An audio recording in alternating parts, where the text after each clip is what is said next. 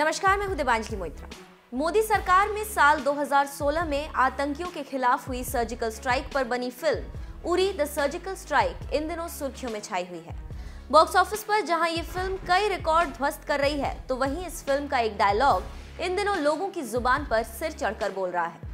PM Modi ने जहां हाल ही में अपने मुंबई दौरे के दौरान एक कार्यक्रम में लोगों से पूछा था कि हाउ इज द जोश। बीते 2 दशक से इस म्यूजियम के बारे में किसी न किसी रूप में चर्चा चल रही है। आज इसके लोकार्पण के साथ हमारे सिनेमा के सुनहरे अतीत को एक जगह संजोने का सपना पूरा हुआ है और मैं अनुभव करता हूं कि बहुत अच्छे काम ऐसे हैं। मेरे पूर्वज के लोगों ने मेरे लिए खाटी छोड़े हुए हैं, तो मौका मुझे ही मिलता रहता है। आज जब आप सभी नए भारत के नए सिनेमा को गढ़ने में जुटे हैं, तब मेरा आप सबसे एक सवाल है, क्योंकि इसमें काफ़ी सभी पीढ़ियां हैं। इसमें पुरानी पीढ़ी के लोग भी हैं और बिल्कुल नई पीढ़ी के लोग भी हैं, और इसलिए मेरे मन में एक सवाल है और आप ही के बीच आया हूं तो शायद वो ज़्यादा उसी तरीके से अच्छा रहेगा। हाउ इज द जोश?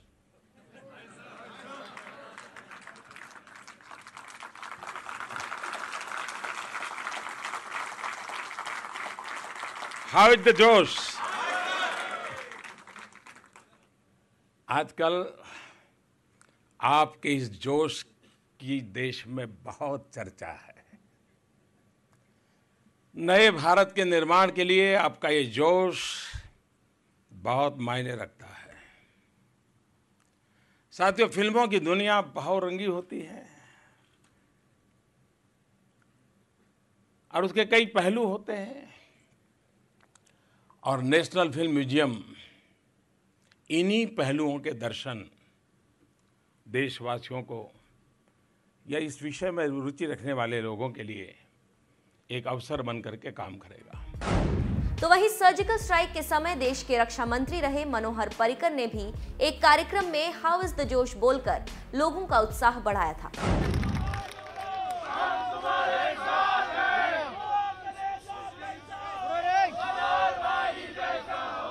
हाउ इज द जोश? How is the Josh? So I will transfer my Josh to you.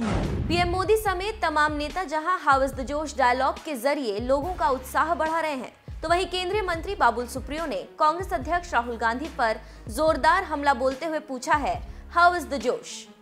दरअसल अगस्ता वेस्टलैंड घोटाला मामले में मोदी सरकार को एक और बड़ी कामयाबी मिली है। क्रिश्चियन मिशेल के बाद मामले में आरोपी राजीव सक्सेना और दीपक तलवार को भारत वापस लाया गया है। फिलहाल दोनों को प्रवर्तन निदेशालय यानी ईडी के दफ्तर में रखा गया है। इस मामले में गिरफ्तार क्रिश्चियन मिशेल के बाद इस तरह की ये दूसरी कार्यवाही है।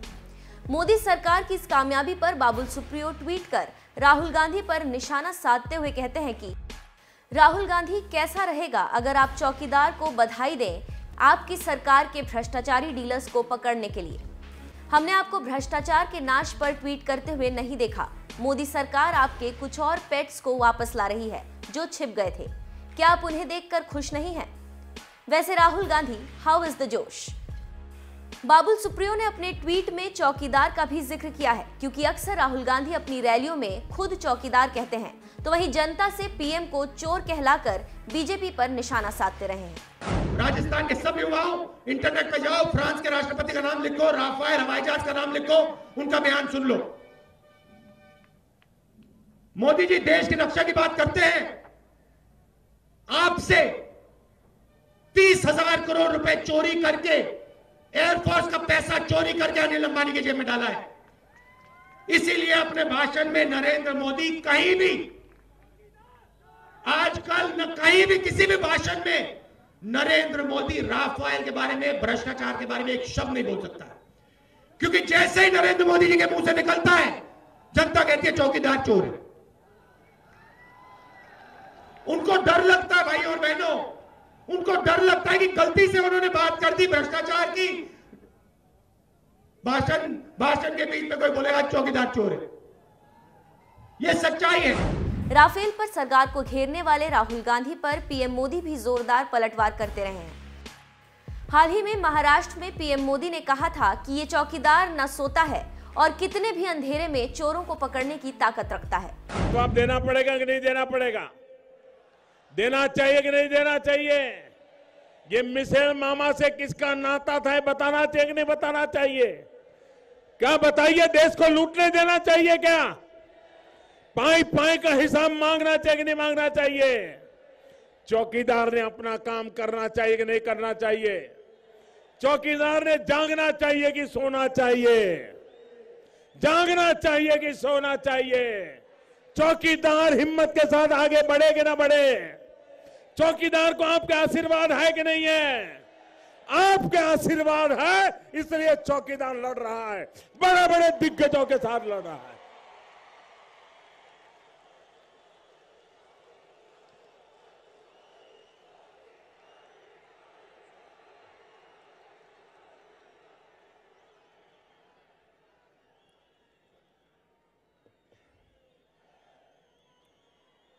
कहीं मिशेल मामा की सौदेबाजी से ही तो उस समय का दिल रुक नहीं गई थी। साथियों, इन तमाम सवालों का जवाब जांच एजेंसियों तो ढूंढ रही है, देश की जनता भी जवाब मांग रही है।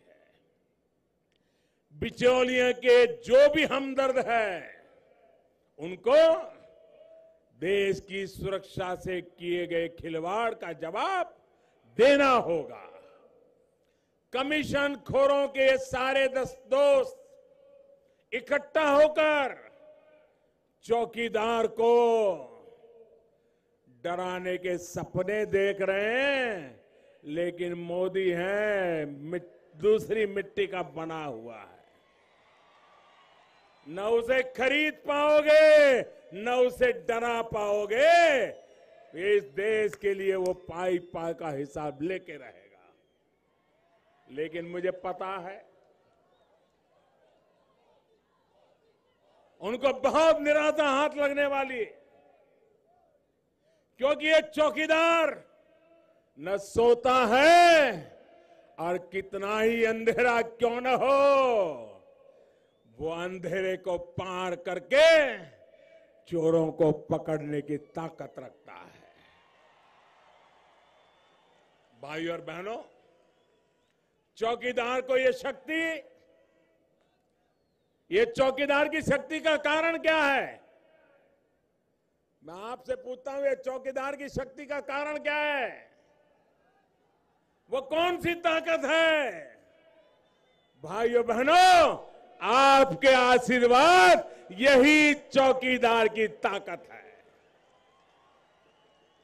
मैं आपको विश्वास दिलाता हूं, वो लोग लाख मुझे गाली दे, लगातार झूठ बोले, बार बार झूठ बोले, जहां चाहे वहां झूठ बोले, जोर जोर से झूठ बोले, लेकिन चौकीदार ये सफाई अभियान को बंद नहीं करेगा। न्यू इंडिया के लिए बिचौलिया, इससे मुक्त व्यवस्था का निर्माण होनी चाहिए। बता दें, कांग्रेस नीति यूपीए सरकार ने साल 2010 में 12 वीवीआईपी हेलीकॉप्टरों की खरीद का सौदा किया था। अगस्ता वेस्टलैंड को सौदा दिलाने में मिशेल के कथित तौर पर बिचौलिए की भूमिका निभाने और भारतीय अधिकारियों को कथित तौर पर रिश्वत देने की जानकारी साल 2012 में सामने आई थी। इन 12 में से 3 हेलीकॉप्टर भारत पहुंच भी चुके थे, लेकिन सौदे की कीमतों में गड़बड़ियों की बातें सामने आने के बाद बाकी के 9 हेलीकॉप्टर भारत लाने पर रोक लग गई थी।